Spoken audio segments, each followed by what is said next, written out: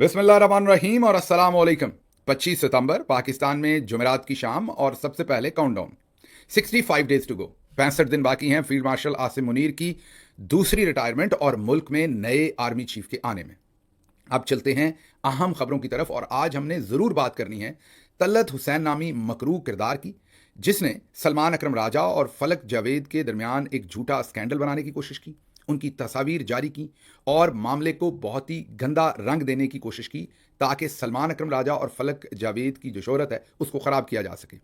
इस पर बात करेंगे, लेकिन उससे पहले ज़रा बात कर लें इस्लामाबाद हाई कोर्ट और सिंध हाई कोर्ट कराची में आज जो जनरल्स के टाउट जजेस थे उन पर बुरा दिन था। एक जगह पर तो जज साहब माफिया मांगते रहे और दूसरी जगह पर तकरीबन फरार होने की उन्होंने कोशिश की। अगर हम बात करें वकला तहरीक की, तो जाहिर है मुझे और आपको थोड़ी सी तो उसमें नाउमीदी कह लें या थोड़ी सी मायूसी कह लें, वकला की हद तक मैं बात कर रहा हूं, क्योंकि माजी में जब हमने इफ्तिखार चौधरी साहब के वक्त या दूसरी वकला तहरीक देखी तो हमें उम्मीद थी कि जुल्म के खिलाफ वकला खड़े होंगे। लेकिन फिर हमें पता चला कि जब जब वकला की बड़ी तहरीक शुरू हुई तो पीछे कहीं ना कहीं ISI या MI का चार्ज बैंक था। इस बार क्योंकि तहरीक ही उनके खिलाफ थी तो उस तरीके से खड़ी ना हो सकी, लेकिन फिर भी जो इंडिपेंडेंट वकला हैं उनमें अब इज़्तराब और तिश्नगी देखने को मिल रही है। अब ये जो चिंगारी आज इस्लामाबाद हाई कोर्ट और सिंध हाई कोर्ट में हमें नजर आई है, ज़रूरी नहीं कि ये चिंगारी आग की शक्ल इख्तियार करे, ज़रूरी नहीं कि आने वाले दिनों में कोई मूवमेंट बने, क्योंकि मैं आपको झूठी तसल्लियां नहीं देना चाहता, लेकिन कम अज़ कम आज हमें कुछ हिलजुल नजर आई है, कुछ वकला के अंदर हल्की फुल्की तब्दीली नजर आई है, कुछ उनके रवैये में इज़्तराब और तिश्नगी नजर आई है, तो वो आपके सामने रिपोर्ट करते हैं। आज जस्टिस तारिक महमूद जहांगीरी जो इस्लामाबाद हाई कोर्ट के जज हैं, वो आज पहुंचे थे सिंध हाई कोर्ट मतलब कराची, और उनका केस लगा दिया गया के आगा, जो मैंने आपको बताया कि जर्नैली किस्म के जज हैं, उनके सामने केस लगा दिया गया। अब जस्टिस तारिक महमूद जहांगीरी के बारे में आपको ये पता हो कि वो इस्लामाबाद हाई कोर्ट के जज हैं, उन 6 जजेस में से हैं जिन्होंने खत लिखा था कि उन्हें सेक्टर कमांडर ISI और दूसरे लोग परेशान करते हैं, ब्लैकमेल करते हैं कि इमरान खान के खिलाफ फैसले दिए जाएं। इसमें जस्टिस समन रिफत इम्तियाज, जस्टिस कियानी, जस्टिस बाबर सत्तार और दूसरे जजेस के साथ साथ जस्टिस तारिक महमूद जहांगीरी भी हैं। याद कीजिए इनके घरों में से कैमरे भी निकले थे और इनके ऊपर तरह तरह के और भी जुल्म किए गए थे। उन्हीं में से एक जुल्म ये कि ऐन उस वक्त जस्टिस तारिक महमूद जहांगीरी, जिनका करियर तकरीबन 25-30 साल पुराना है, मतलब कि वकील भी रहे, एडवोकेट जनरल भी रहे, अटॉर्नी जनरल भी रहे और भी डिफरेंट पोजीशंस रहीं और फिर हाई कोर्ट के जज भी बने, इस सारे वक्त में उनकी डिग्री जाली नहीं थी, लेकिन अचानक उन पर एक झूठा जाली डिग्री का केस बना दिया गया कि उन्होंने जो वकालत की डिग्री है वो कराची यूनिवर्सिटी से ली थी।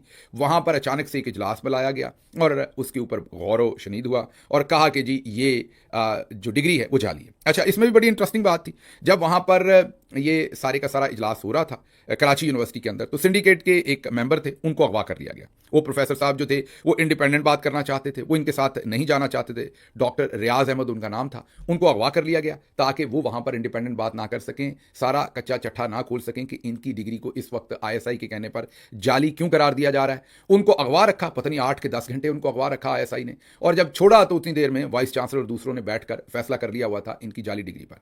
इसमें याद रहे कि ना ही जस्टिस तारिक महमूद जहांगीरी को कराची यूनिवर्सिटी ने बुलाया, ना ही उनका व्यू पॉइंट लिया, मतलब किसी कानून आइन के तहत यह कार्रवाई नहीं हुई, बस सिंडिकेट ने डिग्री को जाली करार देकर अपनी रिकमेंडेशन आगे भेज दी। अब उसी रिकमेंडेशन पर जो दूसरे जर्नैली जज हैं या टाउट जज हैं justice Dogar Islamabad high court के, उन्होंने इन्हें काम करने से रोक दिया। इस सिलसिले में पहले ये सुप्रीम कोर्ट ऑफ पाकिस्तान गए, वहां भी अभी तक केस की सुनवाई नहीं हो रही। अब ये पहुंचे हैं सिंध हाई कोर्ट, जहां पर कराची यूनिवर्सिटी है जाहिर है, और ये केस वहां पर लगा हुआ था। पहले तो के आगा ने इनको पार्टी बनाने से ही इनकार कर दिया। इन्होंने कहा कि मैं मुतासरा पार्टी हूं क्योंकि वहां पर पहले से ये केस लगा हुआ था जिसे 1 साल से सिंध हाई कोर्ट ने दबाया हुआ था। अब ये केस दोबारा निकला और के आगा साहब के सामने लगाया गया स्पेशली। तो पहले तो वकला ने एतराज किया कि आप जर्नैली जज हैं, आप खुदा का नाम लें, आपने ये केस क्यों सुनना है, लेकिन उन्होंने कहा ये मैं ही सुनूंगा। तो वहां पर जब जस्टिस तारिक महमूद जहांगीरी पहुंचे तो उन्होंने एक बहुत ही मजेदार लाइन कही। उन्होंने कहा कि मैंने कोई टाउटी नहीं की, किसी सेक्टर कमांडर के कहने पर फैसले नहीं किए, इसीलिए मुझ पर ये केसेस बने। उन्होंने कहा मैं अल्लाह को और अल्लाह के नबी को हाजिर नाजिर जानकर कसम खाता हूं कि मेरी डिग्री असल है, मैंने अपने सब इम्तहानात खुद दिए और मैंने ये डिग्री खुद पास की। ये मेरे पर जो केस बनाया गया है ये झूठा है। उसके बावजूद के आगा साहब ने ना ही वकला की बात मानी, ना ही जस्टिस जहांगीरी की बात मानी और उनको फरीक बनाने से इनकार कर दिया, कहा जाकर नई दरखास्तें। जब उन्होंने उस पर बाइकआउट किया, क्योंकि उनको बना ही नहीं रहे थे, जब उस कार्रवाई का बाइकआउट किया तो साथ ही उस सारी दरखास्त को ही खारिज कर दिया। अभी के आगा ने अपना जो डिसीजन था वो अनाउंस नहीं किया था कि वकला जो अंदर खड़े थे अदालत के, यह अमूमी तौर पर ऐसा नहीं होता, लेकिन आज हमने ये मनाजर देखे भी और सुने भी। जो वकला अदालत के अंदर थे उन्होंने जज के मुंह पे कहा के आगा तेरी ज़िंदगी शर्मिंदगी शर्मिंदगी, ये के आगा जस्टिस के मुंह पर अदालत के अंदर नारे लगाए गए। इससे ज़्यादा हजीमत हो नहीं सकती, लेकिन अगर आपने घोल के पी ली हो तो फिर तो जाहिर है आपको शर्म नाम की कोई चीज़ आनी नहीं है। तो आज जो जस्टिस तारिक महमूद जहांगीरी हैं उनका ये सारा मामला कराची सिंध हाई कोर्ट में रहा। अच्छा हंगामा हुआ, वकला ने भरपूर आवाज़ उठाई। वहाँ पर जस्टिस समन रिफ़त इम्तियाज़ भी थी क्योंकि वो कराची से बिलोंग करती हैं और इस्लामाबाद में वो कुलीग हैं जस्टिस तारिक महमूद जहांगीरी की। वो भी वहाँ भरपूर तरीके से उन्होंने भी शिरकत की। उनकी भी हम सताइश करते हैं कि वो भी सच की साइड पर खड़ी हैं। मुश्किल वक्त है क्योंकि हमारी कौम को हीरो चाहिए लेकिन साथ नहीं खड़े होना। हम चाहते हैं कि मर जाए बंदा, बहादुरी की हमारे से। फिर इसीलिए मेरा ख्याल हमारे जो अली मोहम्मद खान साहब हैं वो समझदार हैं।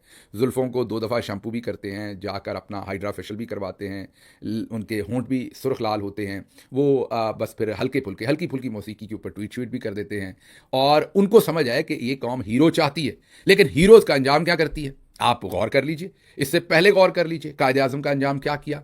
वो एक ऐसी एम्बुलेंस में बेचारे लेटे सिसकियाँ लेते रहे ज़िंदगी के आखिरी पल जो उनके रह गए थे, चंद 2-3 घंटे आखिरी, कि उनको कोई दुरुस्त एम्बुलेंस जो चलती हो वही मैसर नहीं आई। उनकी बहन कभी अंदर भागती थी उस एम्बुलेंस के, कभी बाहर, कभी मक्खियाँ उड़ाती थी भाई के मुंह से। फिर भाई चला गया तो उसी बहन को उसी भाई के साथ मिलाकर उसके गलीज स्कैंडल जैसा आज तलत हुसैन ने मकरू काम किया है।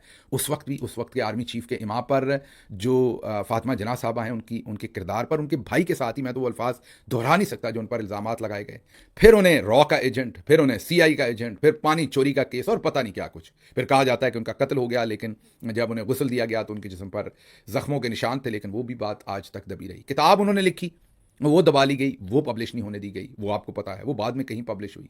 उनसे इलेक्शन चोरी किया गया, उनको इलेक्शन ज़बरदस्ती हराया गया, सब कुछ आपके सामने। पहली हीरो थी वो हमारी। उसके बाद चले और भी हीरोज़ थे, लेकिन डॉक्टर कदीर खान के साथ हमने क्या किया, आज इमरान खान के साथ हमने क्या किया। तो हीरो हमें चाहिए, गिल साहब अड़ जाएं, लड़ जाएं, मर जाए, पूरा ख़ानदान मर जाए, लेकिन साथ नहीं खड़े होना हमने। ये मैं क्यों दोहरा रहा हूँ बात, ये दोहरा इसलिए रहा हूँ कि आज जस्टिस तारिक महमूद जहांगीरी जो हैं वो भी सौदा कर सकते थे। आप देखिए इन्हीं 6 जजेस में जस्टिस अरबाब ताहिर भी थे, उन्होंने सौदा कर लिया। आज वो बुशरा बीबी और इमरान खान के अज़वाजी तल्लुकात ज़बरदस्ती जेल के अंदर बनवाने के लिए एक मुहिब्बे वतन शहरी की वो जो बेगैरत बेशर्म किस्म की पिटीशन है उसको बड़ी बेशर्मी के साथ मुस्कुराते हुए इंटरटेन कर रहे हैं और उसके ऊपर नोटिस जारी कर रहे हैं। यही काम जस्टिस तारिक महमूद जहांगीरी ने करना था और आज बड़े ही शान शौकत के साथ वो अदालत के अंदर बैठे होते, लेकिन जस्टिस तारिक महमूद जहांगीरी ने इनकार किया है कौम के साथ। उन्होंने अपने हल्फ की पासदारी करने का फैसला किया है, दिलेरी करने की कोशिश की है। तो आज तकरीबन चंद वकला के अलावा जो वहां पर जरूर हुआ, मैंने रिपोर्ट किया, लेकिन बाय एंड लार्ज कौम पूरी को कोई लेना देना नहीं कि तारिक महमूद जहांगीरी क्या कर रहे हैं। तो हमें हीरो चाहिए, लेकिन हीरोज के साथ हीरोइक सलूक हमें नहीं करना। बहरहाल आज ये जो कुछ भी हुआ, बातें जरा इस्लामाबाद हाई कोर्ट में। इस्लामाबाद हाई कोर्ट में आज सबसे पहले तो सिक्योरिटी का इतना लंबा चौड़ा इंतजाम था कि ऐसे लग रहा था कि किसी लाइक कोई कैंट का एरिया है या कोई ऐसी कोई अक़वाम मुत्तहिदा की जो इस वक्त जनरल असम्बली का इजलास हो रहा है, वहाँ भी इतनी सिक्योरिटी नहीं होती जितनी इस्लामाबाद हाई कोर्ट में थी।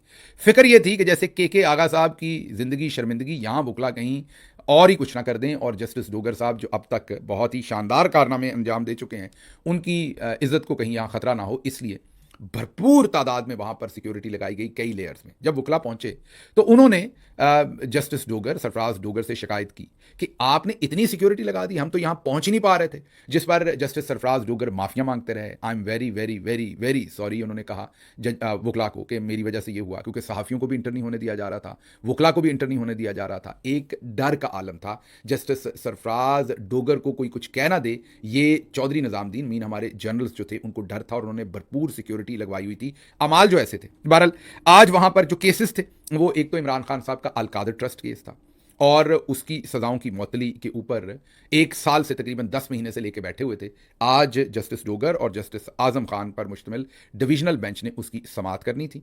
जैसे ही समाअत के लिए वो केस आया तो जो नैब का प्रोसिक्यूटर था, 10 महीने के बाद 11 महीने के बाद केस लगा तो उसने आकर कहा नैब के प्रोसिक्यूटर को आज इन्फेक्शन है और आज हमें अगली डेट दे दीजिए। अब सारे हैरान हो गए कि इतनी देर के बाद केस लगा, फिर अगली डेट। आपको आगे बताते हैं अगली डेट मिल क्यों रही है। खैर उसके बाद जज साहब जो हैं उन्होंने कहा कि हो ये तो बहुत ख़राब हो गया काम। अब वो अगले दिन की भी डेट दे सकते थे। जो सलमान सफदर थे उन्होंने कहा कि 2-3 दिन में इन्फेक्शन ठीक हो जाएगी, पीर वाले दिन की डेट दे दें। उन्होंने कहा मुझे 5 मिनट चाहिए। अगर कोई हाई कोर्ट गया है तो उनको पता है कि जजेस वहीं डेट दे देते हैं, क्योंकि उनका स्टाफ वहीं से उन्हें कैलेंडर बता देता है किस दिन आपके पास वक्त खाली है, वहीं बैठा होता है और उसी मोमेंट डेट का अनाउंसमेंट हो जाता है। लेकिन इन्होंने तो पीछे कर्नल से पूछना होता है। तो उन्होंने कहा मुझे 5 मिनट चाहिए, 5 मिनट के बाद डेट डेट दूंगा। ये कहकर वो अदालत से फरार हो गए। एक तरफ जो प्रोसिक्यूटर था नैब का, वो इन्फेक्शन ज़दा हो गया क्योंकि केस की समाअत ना हो, वो क्यों ना हो वो बताते हैं। और इन्होंने 5 मिनट के बाद 2 दिन, 4 दिन, 5 दिन, 10 दिन की डेट नहीं, सीधा 16 अक्टूबर की डेट दे दी। अब 16 अक्टूबर की डेट क्यों दी? 16 अक्टूबर की डेट इसलिए दी कि जो तोशाखाना 2 का केस है तब तक उसमें सजा दे देंगे, उसमें सजा दे देंगे, और उसके बाद यहां 16 अक्टूबर के बाद इस सजा को शायद मुअत्तल कर दें और इस तरह से इमरान खान साहब को जेल में रखने में कामयाब हो जाएंगे। तो आप गौर कर रहे हैं इस बात को। इसके साथ ही साथ जो तोशाखाना 2 केस में जमानतों का केस लगाया हुआ है या बरियत का केस लगाया हुआ है, उसको भी 7 अक्टूबर की डेट दी है इस्लामाबाद हाई कोर्ट ने।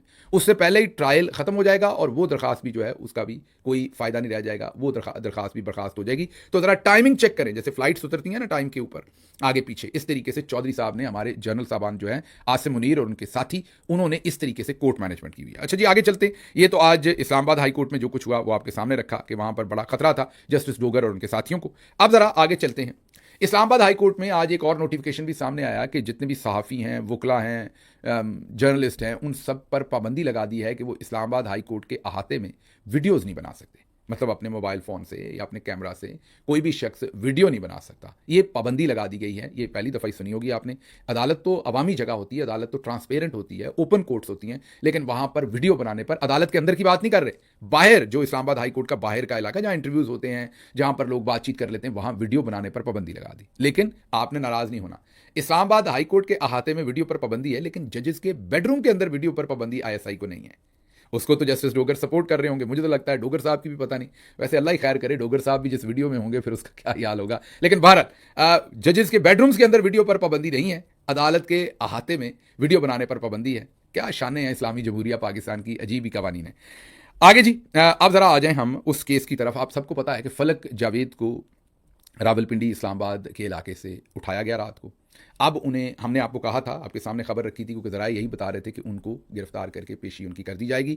अभी जो सामने आया, जैसे मैंने बताया, जो केस उन पर डाला गया उसमें मुझे उनकी ज़मानत जल्द होते हुए नज़र आ रही है। उसकी वजह यह है कि ये केस एक वीडियो लगाने का है सोशल मीडिया पर, और वो भी वीडियो शायद किसी और ने लगाई हुई थी, उन्होंने रीपोस्ट की थी, तो ये मुझे दूर जाता हुआ नज़र नहीं आता। भारत उनको पेश किया गया अदालत में। ये तो चलें, एक मामला चल ही रहा है, वो तो बर्दाश्त करेंगी, या ख़वातीन के साथ ओवरऑल ही जो रवैया है, जितनी भी ख़वातीन के साथ, वो शर्मनाक है। इनके साथ भी वही रवैया अब अपनाया जा रहा है, वो तो बर्दाश्त कर लेंगी। लेकिन कल को ये जो करवाने वाले हैं, इनके घर की खवातीन के साथ खुदा ना करे ऐसा हो, अगर अल्लाह ना करे ऐसा हो, तो इनका क्या बनेगा, वो तो एक और पहलू है। लेकिन एक और बहुत ही गलीज जो पूरी की पूरी मुहिम शुरू की गई तलत हुसैन साहब की तरफ से। ये पहले तो उनका थंबनेल देखिए, ये उनके व्लॉग का थंबनेल था, और इस व्लॉग के अंदर उन्होंने बातचीत करते हुए कुछ कलमात कहे, वो ज़रा मैं आपको सुनवा दूं पहले, उसके बाद मैं इस पर तज्जिया करता हूं कि ये जो मतलब इतने पुराने जर्नलिस्ट हैं, ये बहुत सारे लोग इनका एहतराम भी करते हैं, लेकिन ये गलाजत का अंबार है। ये ज़रा सुनिए। मौजूद हैं, उनसे उनका कोई ताल्लुक है, इसके ऊपर अब हम है, कुछ खबरें हैं लेकिन मैं उसमें जाना नहीं चाहता। लेकिन सलमान अकरम राजा का ताल्लुक उनके साथ बनता है, जो एक अगर ताल्लुक साबित होता है तो ताल्लुक कानूनी जाविये से सिर्फ आप देखें, और हम यही जाविया इस्तेमाल करेंगे, तो एक परेशान कुन सूरत हाल बन सकती है कि एक ऐसी औरत, लड़की जो, सुन लिया आपने, वो जोड़ रहे हैं फलक जावेद साहबा को सलमान अकरम राजा साहब के साथ। तारिक मतीन साहब ने इस पर बड़ा ज़बरदस्त बातचीत की है, तज्जिया किया है। उन्होंने ये कहा है कि वो सेक्रेटरी जनरल हैं, क्योंकि मैंने आपको जो उनकी बातचीत दिखाई उसमें फलक जावेद की उन्होंने तस्वीर भी शाया की है, और ऐसे दिखाया कि जैसे बड़ी को प्राइवेट तस्वीर है जो सलमान अकरम राजा साहब के साथ खिंची हुई है, वो साथ खड़े हैं। वो पार्टी के सेक्रेटरी जनरल हैं, फलक जावेद इसी पार्टी के लिए काम करती हैं। कहीं ना कहीं तस्वीर तो बन सकती है, किसी खाने पर, किसी पार्टी के इवेंट पर, किसी जगह पर भी कोई इवेंट हुआ, पार्टी का कुछ हुआ, वहाँ पर तस्वीर बन सकती है। लेकिन प्रेजेंट ऐसे किया गया जैसे ये कोई तखलिए के अंदर, ये जिस तरीके से जो इनका पूरे का पूरा, दूसरे लफ्ज़ों में बता देता हूँ कि बदबख्तों ने सलमान अकरम राजा साहब का स्कैंडल जोड़ने की कोशिश की है फलक जावेद के साथ। जाहिर है सलमान अकरम राजा को जो लोग जानते हैं, उनकी इंटेग्रिटी को जानते हैं, वो इस बात को समझ सकते हैं कि ये बगैर जर्नल्स के आशीर्वाद के नहीं हुआ, क्योंकि सलमान अकरम राजा हदफ पे रहे हैं बहुत देर से, और अब जर्नल्स ने ये टारगेट इस अपने गलीज टाउट को दिया है कि आप सलमान अकरम राजा की शोहरत को नुकसान पहुँचाएँ, और ये गलाजत का ढेर जो है वो ये आप उनके ऊपर उंडेल दें। सलमान अकरम राजा साहब ने इस पर एक ट्वीट किया और बताया कि वो किसी अपार्टमेंट के मालिक नहीं है। ये बगैर तहकीक किए, ये भी नहीं कहा इन्होंने कि हम अभी पता करेंगे, आपको बताएंगे। तकरीबन कंक्लूसिव तरीके से इन्होंने उनका रिलेशनशिप एक इस्टेब्लिश कर दिया इस केस के अंदर, कि उन्होंने इनको पनाह दी हुई थी फलक जावेद को, वो इनके अपार्टमेंट में रहती थी, इनकी मुलाकातें होती थी। आप समझ ही सकते हैं कि इसको क्या रंग देने की कोशिश की गई। यही नहीं, अज़मा बुखारी ने भी फॉलो अप किया, और यही इल्ज़ामात जो हैं, यही तस्वीर जो है, इसी तरह से वो एक रावी है। ये पूरा जो गलाजत का ढेर था, जिनका सरगना ये शख्स जो तलत हुसैन है, आप सोचते होंगे कि ये पढ़ा लिखा भी है, ऐसे पढ़ा लिखा ऐसे ही है मेरा ख्याल, बुरे ही हालात थे। भाई इनके कायद-ए-आज़म यूनिवर्सिटी में होते थे, तो बस वो अल्लाह उनको करी के रहमत करे। मैं भी वहाँ प्रोफ़ेसर था, वो मेरे कुलीग थे, तो मुझे याद है अच्छी तरह से कि लोग वहाँ तलत हुसैन साहब के बारे में क्या-क्या अफ़साने गढ़ते थे। इनकी तालीम के बारे में मैं बात कर रहा हूँ कि वह पूरा-पूरा ही था काम, बस धक्का-शक्का लग के ये पास-पास हो गए। बाकी कोई इतनी वहाँ पर हालात ऐसे नहीं थे कि ये कोई काबिल इंसान थे, और वो अब नज़र भी आ रहा है। लेकिन अल्लाह मियाँ कुछ लोगों को देर से, कुछ को जल्दी बेआबरू या एक्सपोज़ करना होता है। तलत हुसैन उन्हीं में से एक हैं। आखिरकार अल्लाह की ज़ात ने इन्हें बेआबरू भी किया है, एक्सपोज़ भी किया है कि ये किस घटिया लेवल पर चले गए हैं, और वो भी झूठ। तारिक मतीन साहब ने इन्हें एक्सपोज किया है। ये एक इन्हीं के वीलॉग के अंदर से, माजरत मुझे ये तस्वीर आपके सामने रखनी पड़ी है। ये मुराद सईद और इमरान खान साहब के बारे में इसी तरह की गलाजत, इसी तरह का एक गलीज प्रोपेगेंडा इसी तलत हुसैन साहब ने अपने वीलॉग में डिस्कस किया, और उसमें इस तरह की तस्वीर दिखाई जो मैं आपको दिखा रहा हूं। तो ये इस शख्स का घटियापन कह लें, मकरूज चेहरा कह लें, गलाजत कह लें, ये इस तरह के लोग हैं असल में। लेकिन इन्होंने इंप्रेशन ऐसा बनाया हुआ है। आप प्रोफेशनल कंडक्ट पे बात करें, जैसे आपके प्रोफेशनल कंडक्ट पे बात कर रहे हैं, बाकी इस्लामाबाद के अंदर आपकी कौन कौन सी स्टोरीज नहीं है, मतलब किस किस को नहीं पता कि आप क्या क्या करते रहे हैं, और बल्कि ऐसी चीज़ें जो अमूमी तौर पर लोग नहीं करते। मैं ये कह रहा हूं कि ऐसी चीज़ें जो अमूमी तौर पर लोग नहीं करते, आप वो भी करते रहें।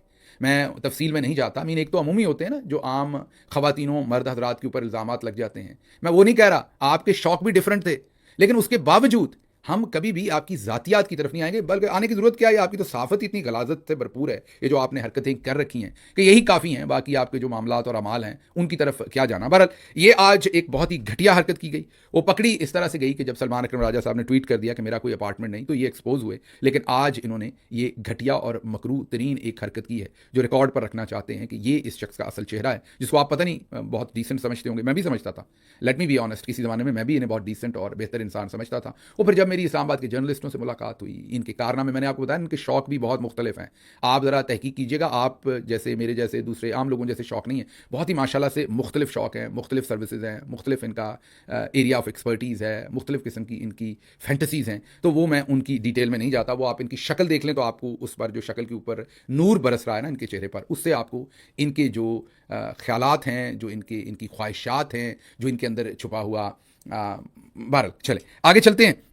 अगली खबर जो है वो डियाला जेल से है। इमरान खान साहब से एक सहाफ़ी ने पूछा कि एक आपका ट्विटर अकाउंट जो है उस पर बड़ी सख्त ज़ुबान इस्तेमाल होती है, आपके ट्विटर अकाउंट को कौन चला रहा है? आपका ट्विटर अकाउंट रियासत के ख़िलाफ़ बयानियाँ बना रहा है और उस पर अल्फाज बहुत सख्त होते हैं। इमरान खान ने सहाफ़ी के सवाल पर अपना जवाब दिया कि जो पैगाम मैं भेजता हूँ वही पैगाम मेरे ट्विटर अकाउंट से जारी होता है। ये मेरा अपना ट्विटर अकाउंट है, मैं कोई आसिम मुनीर का ग़ुलाम हूँ, मैं एक आज़ाद इंसान हूँ, मेरा जो दिल करेगा मैं वो बोलूँगा।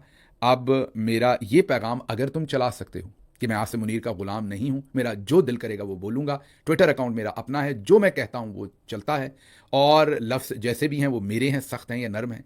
और सहाफ़ी से पूछा कि अब अगर तुम ये भी चला सकते हो तो प्लीज़ चला देना, मुझे लगता है चला नहीं सकोगे। ये इमरान खान साहब ने जवाब दिया। मैंने आपको कहा ना कि एक ही लफ्ज़ इमरान खान को डिफ़ाइन करता है। मैं बहुत देर से सोचता था, मेरे ख्याल में इनविंसिबल से ज़्यादा कोई भी ऐसा लफ्ज़ उनके लिए नहीं कहा जा सकता जो उनकी पर्सनालिटी को ट्रूली डिपिक्ट करता है। और यही जो तकलीफ़ है वो आसिम मुनीर की है कि वो सब कुछ करके भी इमरान खान को नीचे नहीं गिरा सके। अगली खबर जुल्फ़ी बुखारी साहब से रिलेटेड है। जुल्फ़ी बुखारी साहब को अब सज़ा दी जा रही है इमरान खान के साथ खड़े होने की। उनकी ज़मीन जो है वो फ़रोख्त करने की कोशिश की जा रही है। ये कोई 750-800 कनाल उनकी ज़री अराज़ी है, उसको अब नीलाम करने की कोशिश की जा रही है। कसूर उनका ये कि इमरान खान के खिलाफ उन्होंने बयान नहीं दिया। ये अलकादर ट्रस्ट जो नैब का केस है उसमें उनको फ़रीक बनाया, हालांकि कानूनी कार्रवाई पूरी नहीं हुई। उसमें वो या तो ट्रायल में होते हैं ना, उनका ट्रायल होता फिर जाके ये नीलाम कर सकते थे, उनको कोई सज़ा दे के। वो तो पाकिस्तान में है ही नहीं, उनका तो ट्रायल ही नहीं हुआ। इसमें सिर्फ इमरान खान के साथ खड़े होने की पादाश में उनको ये सज़ा दी जा रही है और उनसे ये छीना जा रहा है उनका हक जो कानूनी है। इसकी जितनी मजम्मत की जा सके वो कम है। मुझे यहाँ से इजाज़त दीजिए। अल्लाह आपका हामी और नासिर हो। पाकिस्तान जिंदाबाद।